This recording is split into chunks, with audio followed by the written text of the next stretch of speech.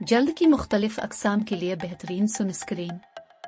अगर आप पहली बार सनस्क्रीन इस्तेमाल कर रहे हैं तो आपको हमेशा ब्रॉड स्पेक्ट्रम सनस्क्रीन का इंतखाब करना चाहिए, जिसका मतलब है कि ये UVA और UVB दोनों सूरज की शुआओं को जल्द में घुसने और जिल्द को नुकसान पहुंचाने से रोकता है।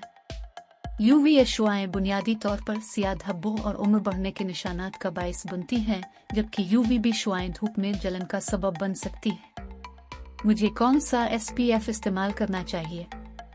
अमेरिकन डर्मेटोलॉजी एसोसिएशन के मुताबिक आपको 30 से ज्यादा का SPF इस्तेमाल करना चाहिए।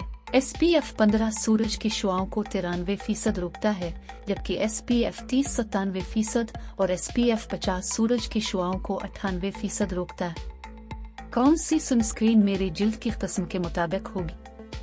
एक, अगर आपकी जल्द तेल वाली है तो इसका मतलब है कि आपको पिंपल्स का ज्यादा खतरा है, लिहाजा आपको नॉन कॉम्बेवजेनिक सनस्क्रीन्स का इंतखाब करना चाहिए, जिसका मतलब है कि वो आपके छेदों को बलाका बंद नहीं करते हैं, क्योंकि बंद सुराख ज्यादा पिंपल्स का बाइस बन सकते हैं। 2, अगर आपकी जल्द खुश्क है तो आपको अपनी सनस्क्रीन के साथ मॉइस्चराइजर लगाना चाहिए या मॉइस्चराइजिंग हाइड्रेटिंग एजेंटों जैसे हाइलुरोनिक एसिड या बटरासेरामाइड्स के साथ सनस्क्रीन भी देख सकते हैं।